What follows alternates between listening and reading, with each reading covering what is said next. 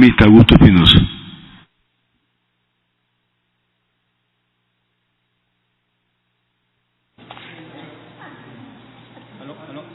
¿Se escucha? Gracias, señor presidente, colegas asambleístas. En días pasados, la UNESCO presentó un informe de la Red Global de Universidades para la Innovación, que fue creada en 1999. En ese informe, por primera vez, se incluye al Ecuador como un ejemplo de transformaciones en materia de educación superior. Yo invito a todos los colegas asambleístas a que revisen precisamente lo que se está diciendo a nivel internacional de lo que hemos hecho en este sector durante los últimos años. Y esto lo digo fundamentalmente porque evidentemente todas las leyes siempre tienen que ser evaluadas. Sin embargo, es fundamental que cuando se evalúa una ley, nosotros enfaticemos en corregir lo que se tenga que corregir para profundizar en los procesos de transformación que están siendo efectivos. Y eso es lo que hemos hecho con la Ley Orgánica de Educación Superior.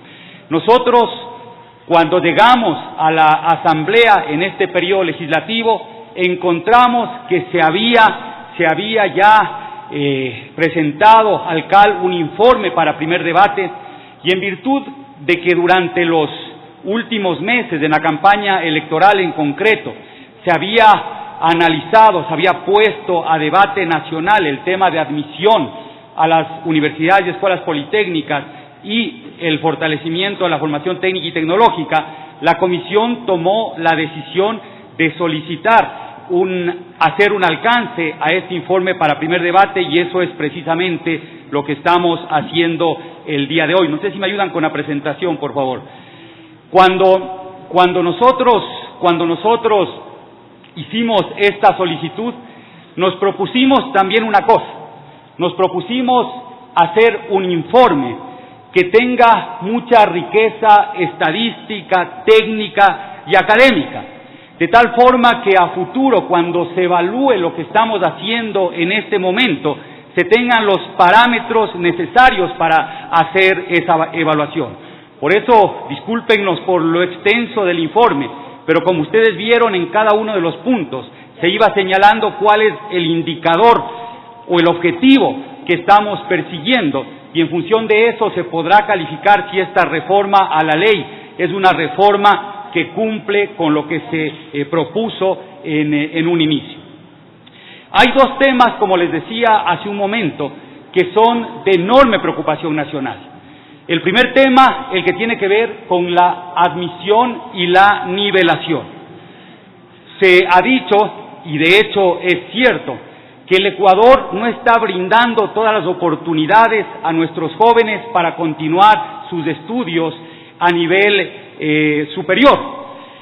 Sin embargo, también hay que decir que desde el año 2007 al año 2016 hemos incrementado de manera importante la matrícula en valores absolutos. En la lámina ustedes pueden ver que la matrícula en educación superior pasó de 588.559 estudiantes y a diciembre del 2016 a 642.209 estudiantes. Aquí, como una aclaración, tenemos que decir que estamos utilizando los datos de la encuesta ENEMDU trabajada por el INEC, debido a que el registro administrativo que maneja CENESID no está suficientemente estructurado y tuvimos dificultad de acceder a esa información. Sigamos, por favor. Después, un elemento trascendente, esto tenemos que verlo con objetividad. La matrícula en el sistema de educación superior efectivamente creció, pero creció más en los sectores que históricamente estuvieron excluidos de la educación superior.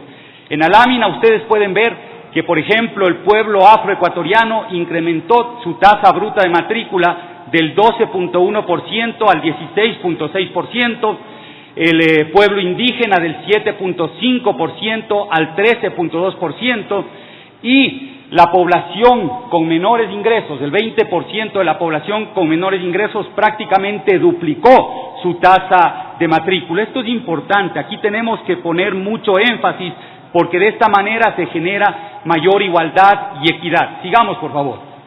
Otro de los elementos que hemos considerado como trascendentes es también el indicador que nos muestra que cada vez más ecuatorianos que ingresan a la educación superior terminan obteniendo su título. Tenemos una de las tasas más altas en América Latina.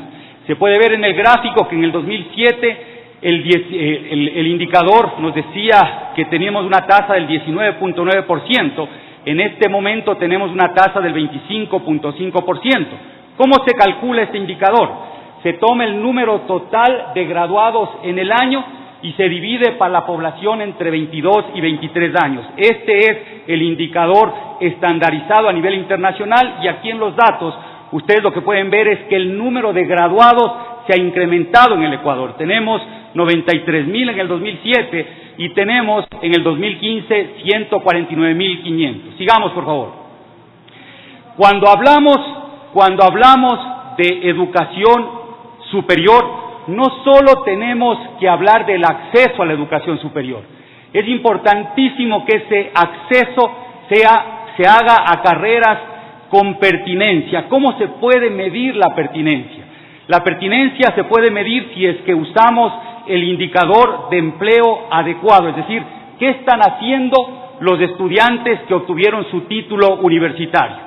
Y en el Ecuador lo que vemos es que efectivamente al obtener un título universitario las probabilidades de encontrar empleo adecuado aumentan.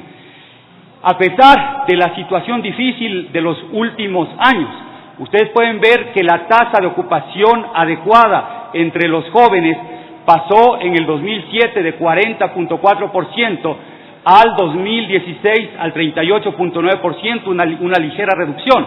Pero en cambio, la tasa de ocupación plena de los jóvenes que tuvieron título aumentó.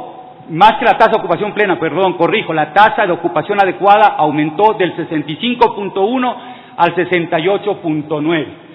¿Qué nos quiere decir esto? Esto nos quiere decir que garantizar una educación adecuada después del bachillerato es fundamental para mejorar las condiciones de vida de nuestros jóvenes. Sigamos, por favor. Estoy interviniendo, por favor.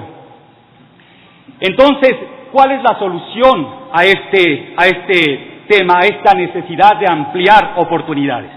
Primero, la punta del iceberg. La punta del iceberg es la optimización del sistema de admisión y nivelación. ¿Qué es lo que tuvimos en el pasado? Un sistema de nivelación y admisión que estuvo normado y reglamentado por la CENESID. Ese sistema de nivelación y admisión, como se pudo ver anteriormente, mejoró las condiciones de ingreso. Sin embargo, consideramos que se lo puede optimizar aún más y es precisamente lo que hace esta reforma. ¿En qué consiste la optimización? La optimización consiste en que a nivel de educación general se tenga orientación vocacional y se garantice que todo estudiante que obtiene un título de bachiller haya pasado por un proceso de orientación vocacional. Después, el ingreso tiene que ser meritocrático, pero si es que no logra ingresar después de la libre postulación que hace, no logra ingresar con el puntaje que obtiene en el ser bachiller, debe haber una oportunidad de nivelación o de propedéutico y posteriormente a eso podría tener acceso a la universidad.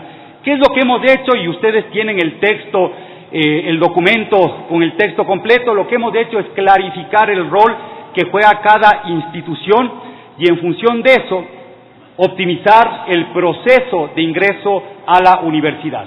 Esto, como les decía, quizás es la punta del iceberg, pero hay otros elementos que debemos considerar. El otro elemento es la necesaria diversificación de la demanda de educación superior. Nuestros jóvenes, como decía Camilo Luzuriaga hace un momento, nuestros jóvenes tienden a pensar que la única alternativa que hay para poder ejercer después un trabajo en el que se garantice el cumplimiento de la vocación es el título de licenciado, el ir a las universidades. Un problema estructural que tiene el Ecuador es que la tasa de matrícula en formación técnica y tecnológica es sumamente baja en el país, es de las más bajas de América Latina y de las más bajas en el mundo. Entonces, acá, con la reforma a la ley, se tiene que corregir esto. ¿Cómo hemos corregido nosotros? A través de la revalorización del título técnico y tecnológico, como en todas partes del mundo le estamos dando el carácter de tercer nivel técnico, la posibilidad de permeabilidad horizontal y vertical. ¿Qué es permeabilidad? El hecho de que se pueda pasar, por ejemplo, a una ingeniería o seguir con un título de cuarto nivel después de hacer un curso que lo hemos denominado de diplomado técnico. Y lo otro es que las instituciones de educación superior den el salto definitivo, los institutos técnicos y tecnológicos superiores den el salto definitivo de esa concepción colegial a ser verdaderas instituciones de educación superior y que estén en igualdad de condiciones que las universidades. Y la única diferencia que debería existir entre el uno y el otro es precisamente el tipo de carrera que imparten. Sobre eso vamos a coger muchísimas de las observaciones que se ha hecho hoy, porque entiendo que estas pueden enriquecer nuestro proyecto de cambio. Mientras discutíamos todas estas reformas, aparecieron algunas observaciones que creo que para el segundo debate deben ser recogidas. Una de las primeras observaciones es de las instituciones de educación superior, es la sensación de que se está violentando la autonomía de las universidades, de escuelas politécnicas. Y efectivamente, si bien uno puede leer que el texto de la ley actual no violenta tal autonomía, en la implementación de la ley parecería que sí se corre ese riesgo de, en unos casos, excesiva regulación y en otros casos de excesivo control. Yo quiero mostrarles dos fotografías, sigamos por favor, que muestran precisamente esta inquietud de las universidades, más allá de quienes estén en la foto. La foto de la izquierda es un funcionario del Ministerio de Finanzas a raíz de la disposición de la Asamblea de que se incremente el presupuesto para las universidades, el funcionario del Ministerio de Finanzas dando instrucciones a las universidades de cómo pueden operar su presupuesto. ¿Aquí existen visos de violar la autonomía financiera? Probablemente sí. Yo creo que esto lo tenemos que discutir para el segundo debate. Y del otro lado, yo creo que esto grafica claramente lo que está pasando. En el centro, en el fondo de la foto, está el secretario nacional de Educación Superior, a su lado izquierdo y lado derecho los viceministros de la CENESID, y en los costados, de un lado el Consejo de Educación Superior y de otro lado el Consejo de Evaluación, Acreditación y Aseguramiento de la Calidad. Esta foto es de ayer. A mí sí me gustaría que el gobierno del sistema recaiga fundamentalmente en los organismos del sistema que están establecidos en la Constitución y no necesariamente en la CENESID, porque la CENESID es un puente de coordinación entre el sistema de educación superior y el Ejecutivo. Pero al parecer, en el camino de implementación de la ley se fue distorsionando este elemento y creo que hay que discutirlo, hay que analizarlo. Acá traslado la preocupación que existe en las universidades y escuelas politécnicas. Más allá de cualquier consideración, son elementos que debemos debatir. Sigamos, por favor. Pero hay que tener claro que todo lo que hagamos en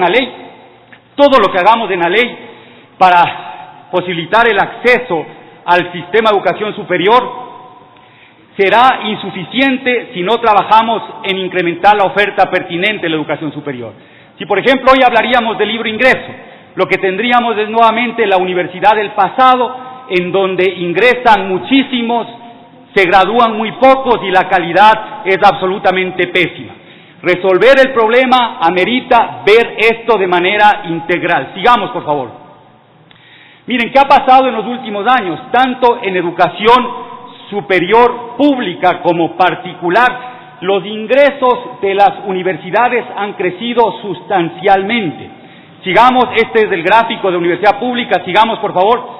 Este es el gráfico de las universidades particulares, es decir, las universidades particulares se han fortalecido también a nivel de ingresos. Pero a pesar de todo ese fortalecimiento, nuestra tasa bruta de matrícula apenas alcanza al 33%, cuando otros países del propio subcontinente y también países europeos y de los otros continentes en general, a excepción del África, tienen tasas de matrícula que están bordeando el 70%. Aquí hay un enorme desafío que tenemos que asumir como sociedad. No vamos a poder atender la creciente demanda por educación superior y las necesidades de desarrollo del Ecuador si es que no duplicamos al menos durante los próximos 10 años la tasa bruta de matrícula. Y eso implica repensar el financiamiento a las instituciones públicas, darles mejores mecanismos para la autogestión de sus presupuestos y también entender que deben convivir en el sistema, tanto la educación pública como la educación particular. ¿Por qué? Porque en este momento la tasa de matrícula o el número en valores absolutos y relativos de matrícula nos muestran que el 53% de los estudiantes están en el sistema público y el 47% están en el subsistema particular. Entendiendo que la educación es un bien público, no mercantil, garantizando que no se vaya a lucrar de la educación superior, poniendo las vedurías que sean necesarias, es importante que avancemos, que incrementemos la matriculación en el sistema, fortaleciendo, insisto, la formación técnica y tecnológica y entendiendo que somos un solo sistema en donde convive lo público con lo privado. Muchas gracias, señor presidente.